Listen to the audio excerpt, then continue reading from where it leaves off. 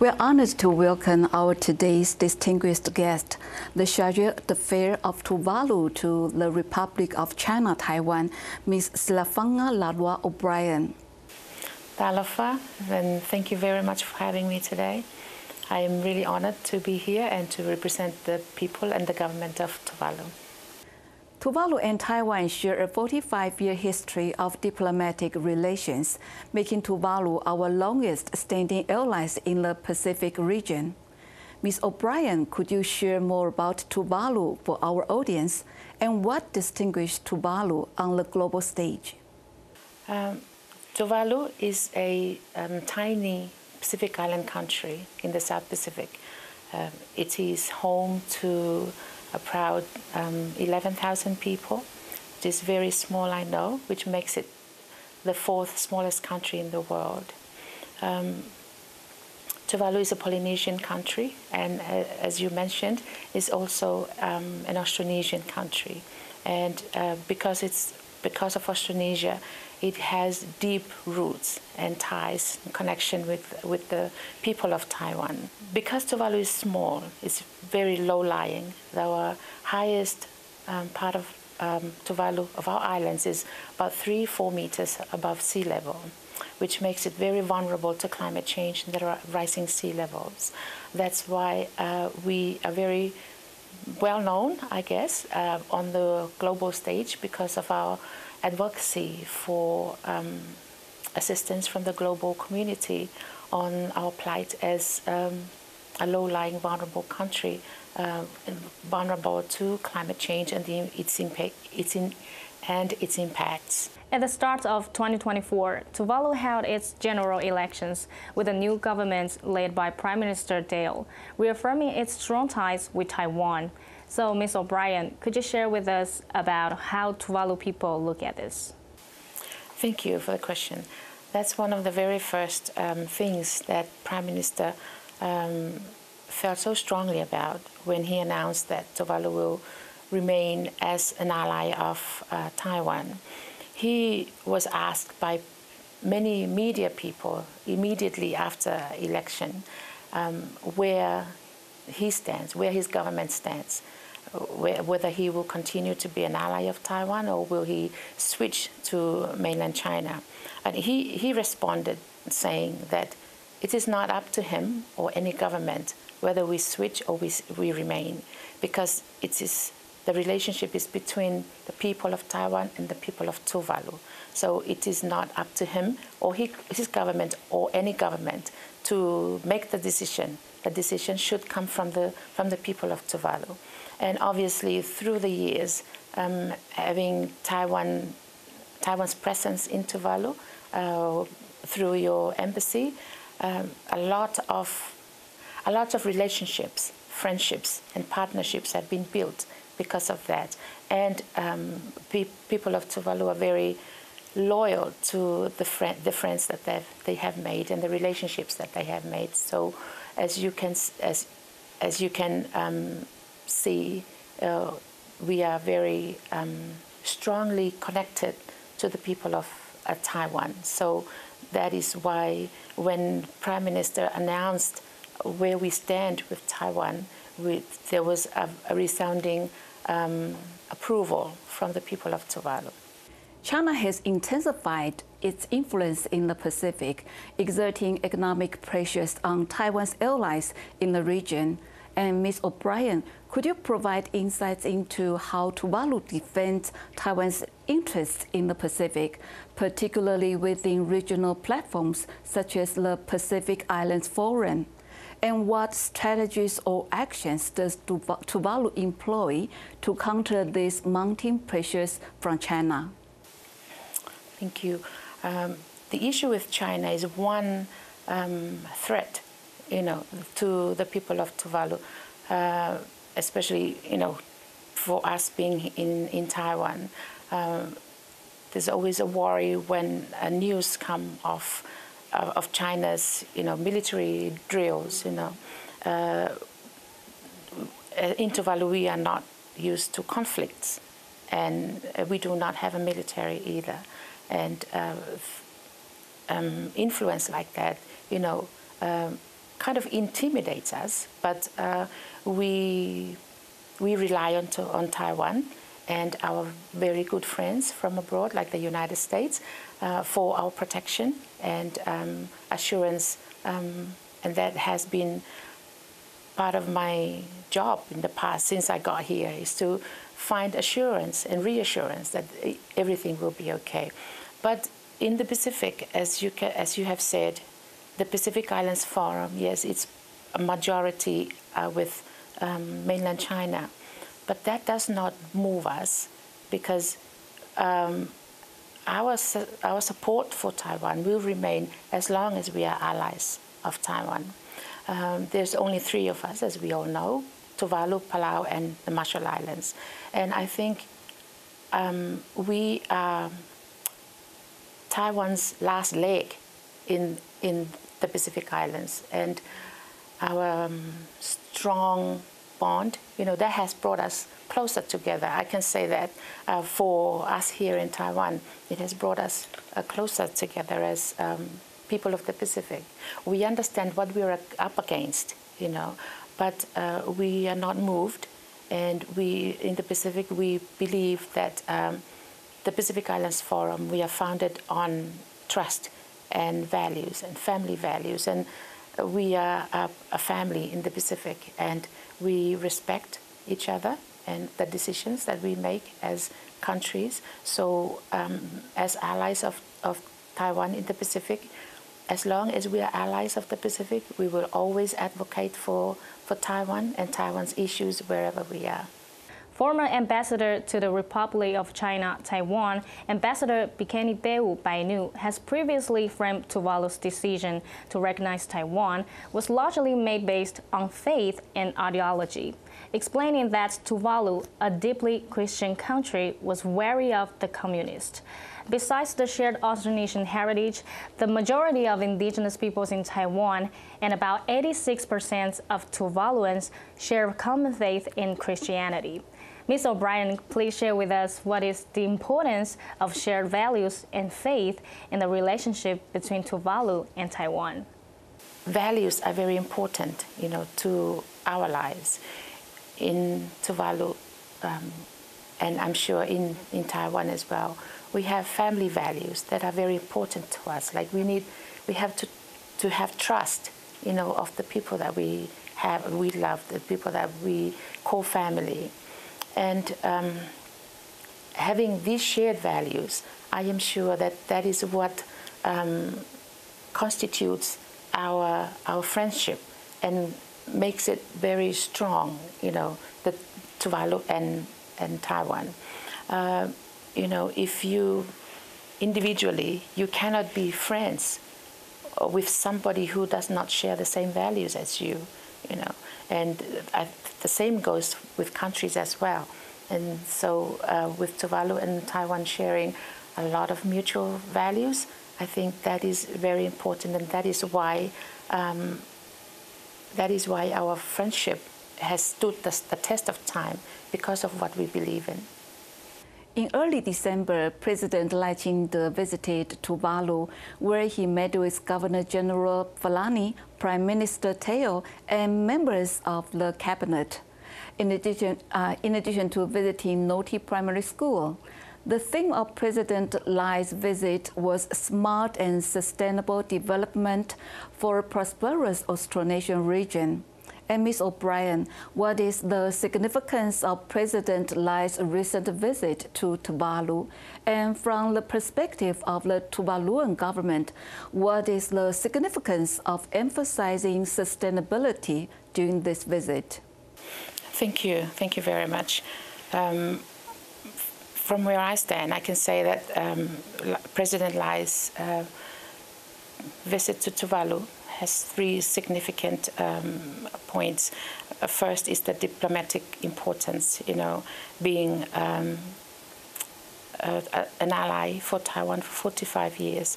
I think it is important that he reinforces that the importance of being an ally of the 3 Pacific Islands, especially for Tuvalu. To it is very important, it's very significant to note the strategic, importance of Tuvalu as one of the last three allies of Taiwan in the Pacific. It is an opportunity for Taiwan to reinforce its presence in the Pacific. And three, it is significant because it is an opportunity to strengthen the partnerships that Tuvalu or that Taiwan has with Tuvalu, and the significance of the sustainability themes, in President Lai's visit as well as former President Tsai's, it's important, very important, because we are all about sustainability in Tuvalu with all the challenges that Tuvalu is facing. If we put all our efforts in, and I think I can say that all the efforts that we are doing at the moment is to ensure that Tuvalu is sustained, for our future generations. With climate change and sea level rising, scientists predict doom for Tuvalu in the decades to come, and that is why we are very vocal on the international platform for climate change and sea level rise. So the big emitter countries can come on board and bring action, to reduce the effects of the impacts that climate change is having on our islands. So our children's children can still live on Tuvalu and be called Tuvaluans and still have a sovereign country in Tuvalu. And that is why it's very important for Taiwan to ensure this sustainability. And the sustainability of peoples to me is very, very important. Tuvalu and the Council of Indigenous Peoples of Taiwan, CIP, continue to foster Austronesian cultural exchange. So, Ms. O'Brien, could you provide an overview of the past and ongoing cooperation between Tuvalu and the Indigenous Peoples of Taiwan? Additionally, how significant is it to highlight the shared Austronesian heritage of our peoples? To be honest, I first learned about Austronesia and that Tuvalu Tuvaluan people came from Taiwan as part of Austronesian peoples. It made me so happy, and I'm sure it will make a lot of Tuvaluans happy once they get to know about it. I am so happy to know and to be able to play a little role in the organization of the Austronesian Language Revitalization Forum to be hosted in Tuvalu in 2025. I am thankful to my leaders for ensuring that this happens, and I know that this platform is a very significant platform for people of Tuvalu and people of Taiwan to build on our existing relationships, and also for young people in Tuvalu to learn more about us, and our being part of the Austronesian family. I think that is very important, since from where I stand, it is not widely known that we are an Austronesian country from Taiwan, and I think that I am certain that this is going to be one of the greatest platforms, to further strengthen and solidify relationship between the people of Tuvalu and the people of Taiwan. In November 2021, Tuvalu's former Foreign Minister, Honorable Simon Goffey, delivered a speech at COP26, highlighting Tuvalu's position on the front line of climate change. The speech, which garnered significant attention on social media, emphasized the severe impacts of climate change and the rising sea levels. Ms. O'Brien, given that climate change poses an existential threat to Tuvalu, could you elaborate on the measures the Tuvaluan government is taking to mitigate its effects?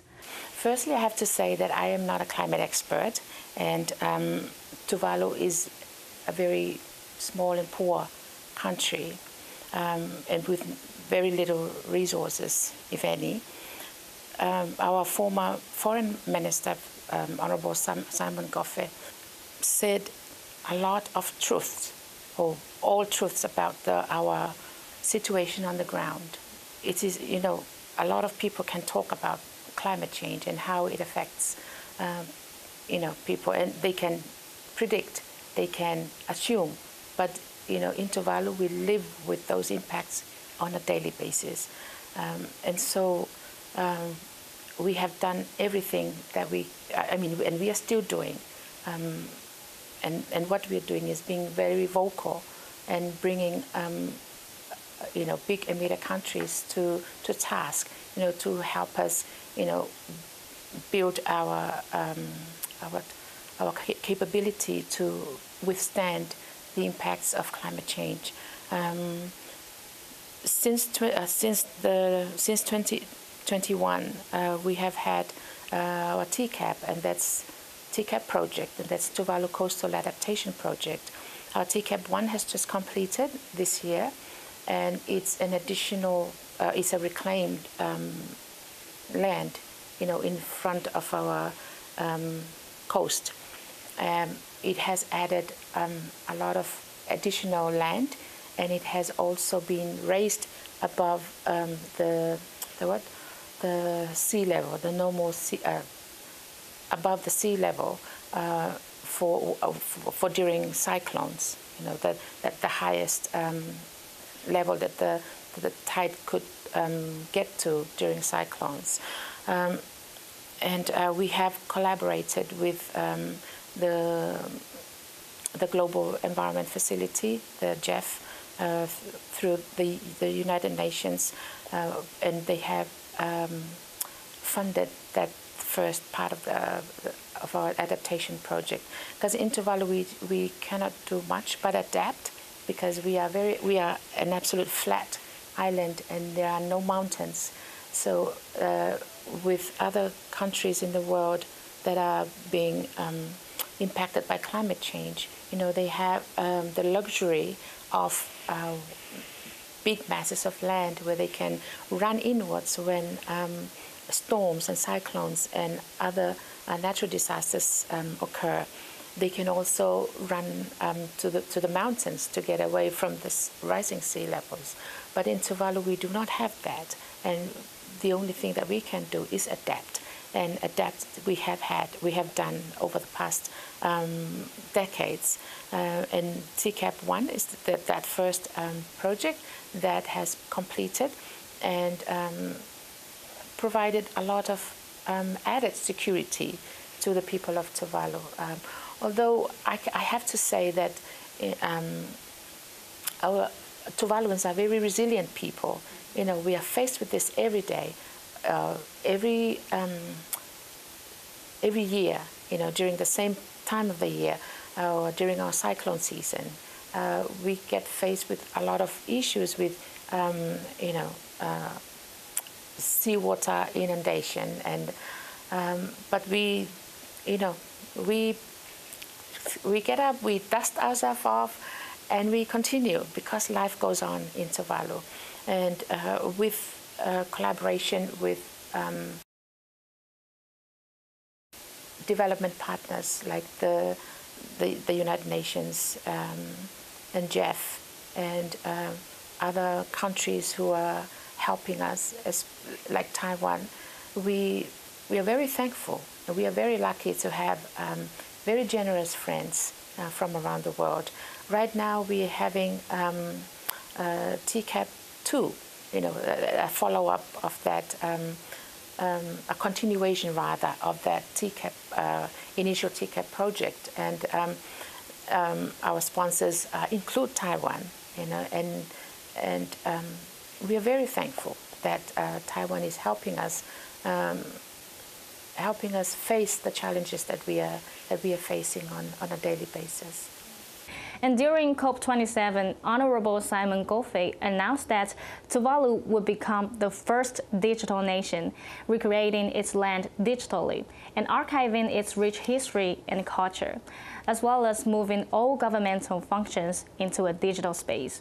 And how has Taiwan, as a leader in technology, supported Tuvalu in transforming its digital landscape? And what are the key technological cooperation projects currently being undertaken between Tuvalu and Taiwan? Thank you.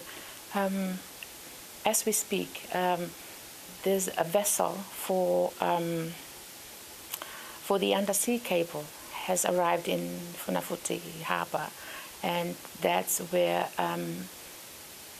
our undersea cable project is about to start, and Taiwan is one of the major partners in this project. And this project this undersea cable will ensure that the entire country will be connected to the internet, which is very important now that everybody is, everything is online. And Tuvalu has had very expensive internet connection and very unreliable internet connection for the past decade. So it's very important that we have this undersea cable project underway. Taiwan has also assisted us in ensuring that and the construction of our 4G towers, on 3 of the islands so far. So from the most northern island, Nanumea, New Tao, and Vaitupu. So the people from on these islands are in a better position now to be connected to the internet, so they can with the magic of technology, they connect to families everywhere in the world. And and Taiwan has helped immensely to Tuvalu's realization of its technological dreams. As with Tuvalu's dream of becoming the first digital nation, it is new to many, but it is acceptable given the plight that Tuvalu is facing with climate change and sea level rising. Seeing the demonstration of Tuvalu as a digital nation, it is scary to a certain point, because it will mean that we will lose our island and our country. Although the digital nation, objective is to ensure that Tuvalu will maintain its sovereignty as a country, even though it might go under the water, but it will still be counted and existed as a sovereign country. These are all the impacts that climate change brings and sea level rise. And before we can become the first digital nation, maybe all countries that can do something, and to ensure that that we can cut back on our fossil fuel reliance. So tiny islands like Tuvalu can survive. Thank you very much, Charlotte Fair O'Brien, for accepting today's interview. Thank you so much for sharing. Let's take a break, and for more stories from Ida See the World, please stay tuned.